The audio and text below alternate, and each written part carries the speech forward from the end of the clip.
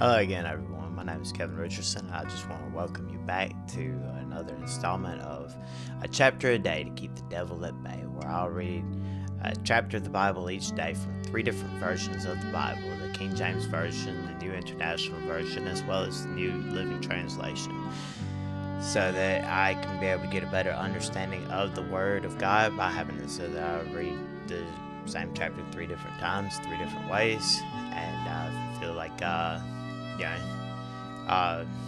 repetition is the best way to be able to learn things, to be able to remember things through repetition. So it's helping me so far, and I hope that anybody else out there who might be watching it and listening for the entirety of the reading and everything, that it might be helping them as well, so they could be able to be better equipped and better informed to be able to spread the word of God to others. I also hope that and pray that someone out there might be led to the Lord through the efforts that I'm making with this video series, and if not, then that's fine, because it's at least helping to better equip me and prepare me in my regular evangelism that I do in the real world, when outside of this internet, outside of this digital world,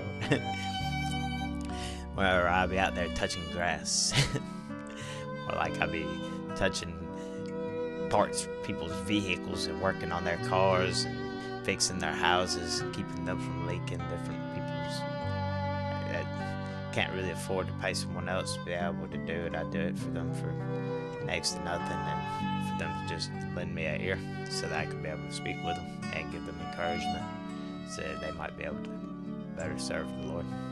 Anyhow, it's helping me though with that, and hopefully it can be able to help someone else out there as they do similar. If it's not going to lead anybody new to the Lord, at least it can be able to better equip other people to be able to lead other people to the Lord. That's all that really matters to me, is that we bring people to God.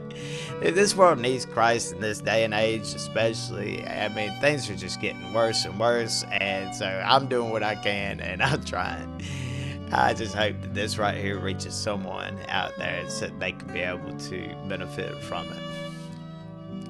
Like I said, it's at least doing me some good. And anyhow, I'm on Genesis chapter 30, and as always, I'm going to start with the King James Version. And it reads as thus. And when Rachel saw that she bare Jacob no children, Rachel envied her sister, and said unto Jacob, Give me children, or else I die. And Jacob's anger was kindled against Rachel, and he said, Am I in God's stead?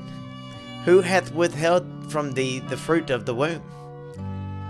And she said, Behold, my maid Bilhah, go in unto her, and she shall bear upon my knees, that I may also have children to her, or by her. And she gave him Bilhah, her handmaid, to wife, and Jacob went in unto her. And Bilhah conceived, and bare Jacob a son. And Rachel said, God hath judged me, and hath also heard my voice, and hath given me a son. Therefore called she his name Dan. And Bilhah, Rachel's maid, conceived again, and bare Jacob a second son. And Rachel said, With great wrestlings have I wrestled with my sister, and I have prevailed. And she called his name Naphtali. Then Leah, I guess, saw that she had left bearing. She took Zilpah, her maid, and gave her Jacob to wife.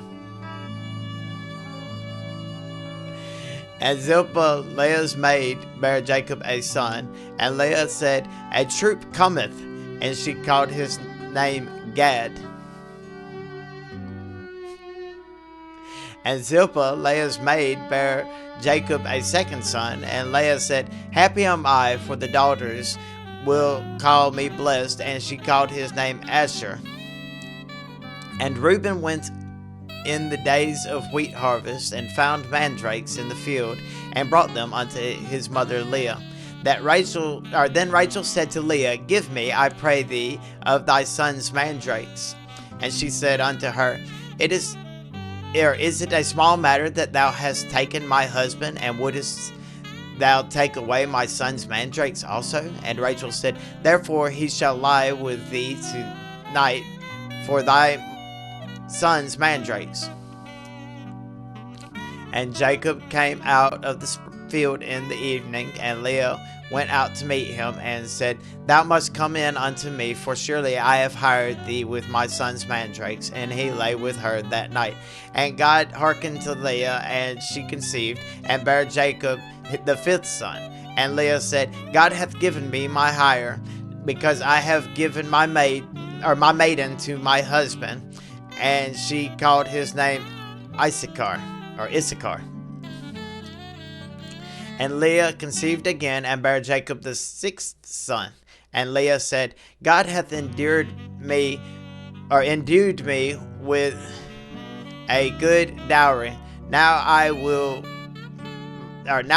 my husband dwell with me, because I have borne him 6 sons. And she called his name Zebulun. And afterwards she bare a daughter, and called her name Dinah. And God remembered Rachel, and God hearkened to her, and opened her womb. And she conceived, and bare a son, and said, God hath taken away my reproach. And she called his name Joseph, and said, The Lord shall add to me another son. And it came to pass, when Rachel had borne Joseph, that Jacob said unto Laban, Send me away, that I may go unto mine own place, and to my country. Give me my wives and my children, for whom I have served thee, and let me go, for thou knowest my service which I have done thee. And Laban said unto him, I pray thee, if I have found favor in thine eyes, tarry, for I have learned by experience that the Lord hath blessed me for thy sake. And he said, Appoint me thy wages, and I will give it. And he said unto him, Thou knowest how I have served thee, and how thy cattle was with me. For it was little that thou hadst before I came, and it is now increased unto a multitude. And the Lord hath blessed thee since my coming. And now, when shall I provide for mine own house also? And he said, What shall I give thee? And Jacob said, Thou shalt not give me a thing. If thou wilt do this thing for me, I will again feed and keep thy flock. I will pass through all thy flock today, removing from thence all the speckled and spotted cattle, and all the brown cattle among the sheep, and the spotted and speckled among the goats, and of such shall be my hire. So shall my righteousness answer for me in time to come, when it shall come from my hire before thy face. Every one that is not speckled and spotted among the goats, and brown among the sheep, that shall be counted stolen with me. And Laban said, Behold, I would it might be according to thy word. And he removed that day that he goats that were ring straight and spotted, and all the she goats that were speckled and spotted, and every one that had some white in it, and all the brown among the sheep, and gave them into the hands of his sons. And he set 3 days' journey betwixt himself and Jacob fed the rest of Laban's flocks. And Jacob took him rods of green poplar, and of the hazel and chestnut tree, and peeled white strakes in them, and made the white appear which was in the rods. And he set the rods which he had peeled before the flocks in the gutters in the watering troughs when the flocks came to drink, that they should conceive when they came to drink. And the flocks conceived before the rods, and brought forth cattle ring straight, speckled, and spotted. And Jacob did separate the lambs, and set the faces of the flocks toward the ring straight, and all the brown in the flock of Laban. And he put his own flocks by themselves, and put them not unto Laban's cattle. And it came to pass, whensoever the stronger cattle did conceive, that Jacob laid the rods before the eyes of the cattle in the gutters, that they may conceive among the rods. But when the cattle were feeble, he put them not in. So the feebler were Laban's, and the stronger Jacob's. And the man increased exceedingly, and had much cattle, and maidservants, and menservants, and camels, and asses. That's it for Genesis chapter 30 in the King James Version. Next is New International Version, Genesis chapter 30. When Rachel saw that she was not bearing Jacob any children, she became jealous of her sister. So she said to Jacob, "Give me children, or I will die." Jacob became angry with her and said, "Am I in the place of God, who has kept you from having children?" Then she said, "Here is Bilhah, my maidservant. Sleep with her so that she can bear children for me, and that through her I too can build a family." So she gave him her servant Bilhah as a wife. Jacob slept with her, and she became pregnant and bore him a son. Then Rachel said, "God has vindicated me. He has listened to my plea and given me a son." Because of this, she named him Dan. Rachel's servant Bilhah conceived again and bore Jacob a second son. Then Rachel said, "I have had a great struggle with my sister, and I have won." So she named him Naphtali. When Leah saw that she had stopped having children, she took her maidservant Zilpah and gave her to Jacob as a wife. Leah's servant Zilpah bore Jacob a son. Then Leah said, "What good fortune!" So she named him Gad. Leah's servant Zilpah bore Jacob a second son. Then Leah said, "How happy I am! The women will call me happy." So she named him Asher. During wheat harvest, Reuben went out into the fields and found some mandrake plants, which he brought to his mother Leah. Rachel said to Leah, "Please give me some of your son's mandrakes." But she said to her, "Wasn't it enough that you took away my husband? Will you take my son's mandrakes too?" "Very well," Rachel said. "He can sleep with you tonight in return for your son's mandrakes." So when Jacob came in from the fields that evening, Leah went out to meet him. "You must sleep with me," she said. "I have hired you with my son's mandrakes." So he slept with her that night. God listened to Leah, and she became pregnant and bore Jacob a fifth son. Then Leah said, "God has rewarded me for giving my maidservant to my husband." So she named him Issachar. Leah conceived again and bore Jacob a sixth son. Then Leah said, "God has presented me with a precious gift. This time my husband will treat me with honor, because I have borne him 6 sons." So she named him Zebulun. Sometime later she gave birth to a daughter and named her Dinah. Then God remembered Rachel. He listened to her and opened her womb. She became pregnant and gave birth to a son, and said, "God has taken away my disgrace." She named him Joseph and said, "May the Lord add to me another son."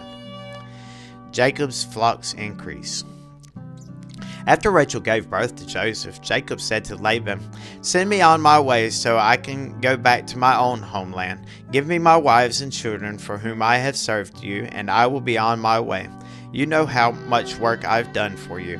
But Laban said to him, "If I have found favor in your eyes, please stay. I have learned by divination that the Lord has blessed me because of you." He added, "Name your wages, and I will pay them." Jacob said to him, "You know how I have worked for you, and how your livestock has fared under my care. The little you had before I came has increased greatly, and the Lord has blessed you wherever I have been. But now, when may I do something for my own household? What shall I give you?" he asked. Hold on just a second.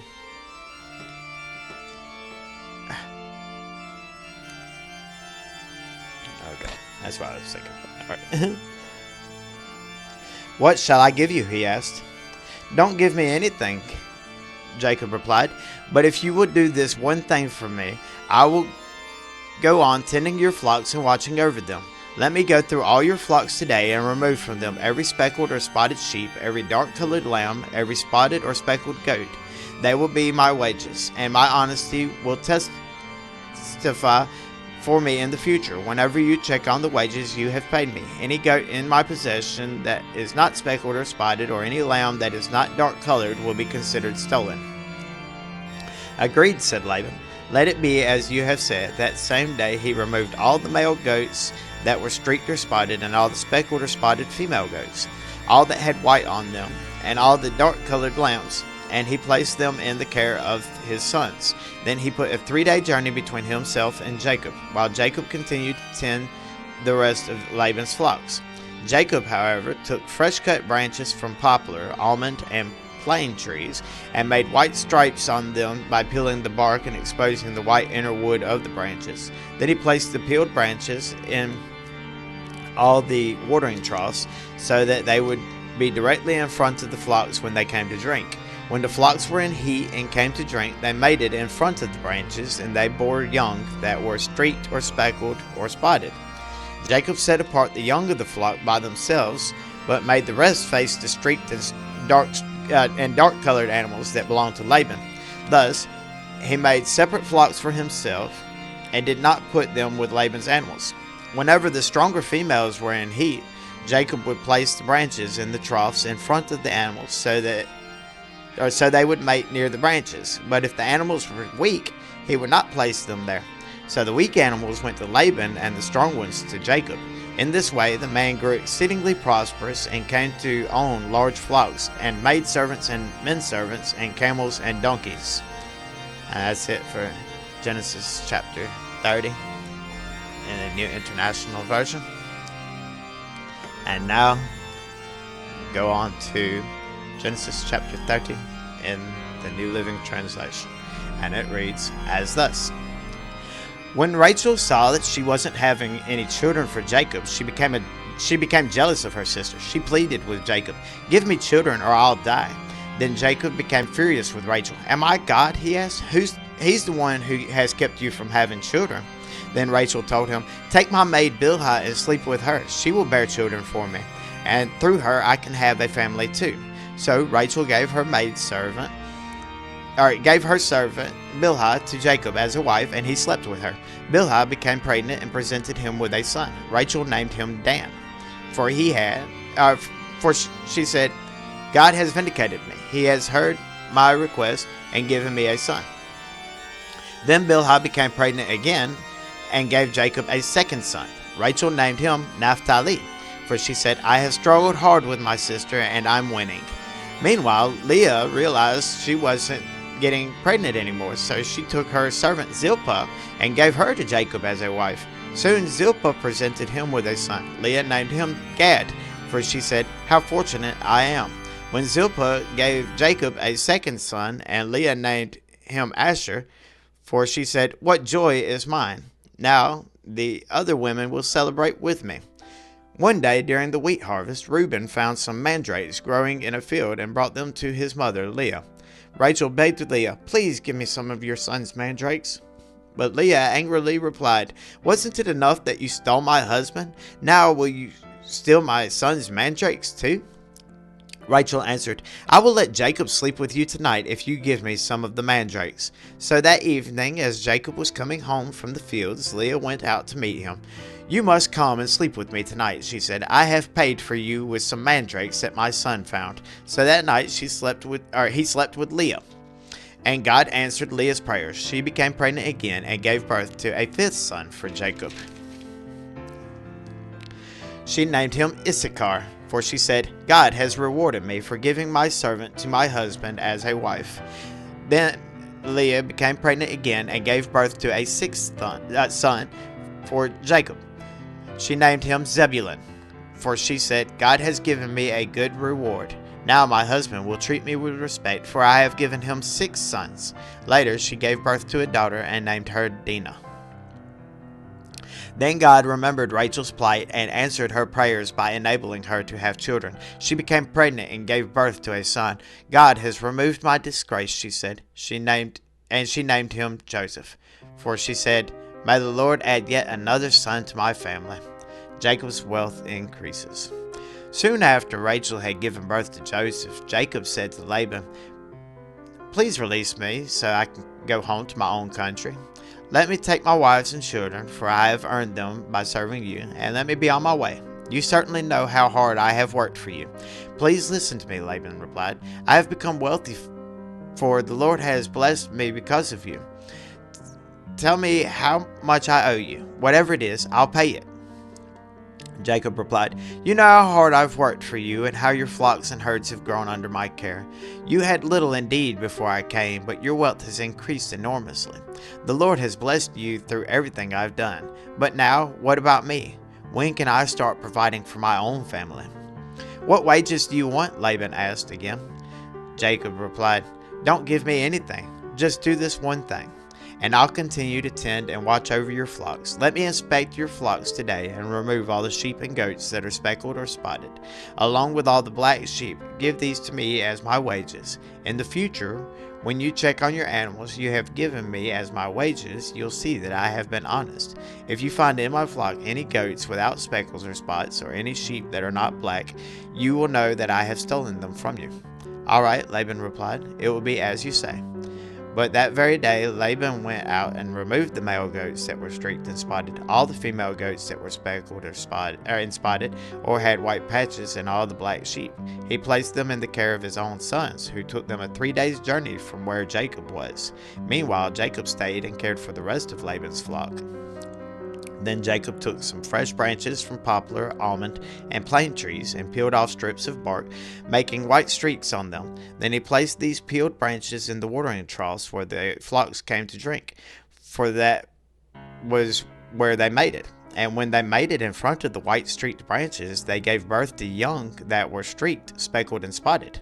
Jacob separated those animals from Laban's flock, and at mating time he turned the flock to face Laban's animals that were streaked or black. This is how he built his own flock instead of increasing Laban's. Whenever the stronger females were ready to mate, Jacob would place the peeled branches in the watering troughs in front of them. Then they would mate in front of the branches. But he didn't do this with the weaker ones. So the weaker lambs belonged to Laban, and the stronger ones were Jacob's. And as a result, Jacob became very wealthy with large flocks of sheep and goats, female and male servants, and many camels and donkeys. And there you have it for Genesis chapter 30 in the New Living Translation.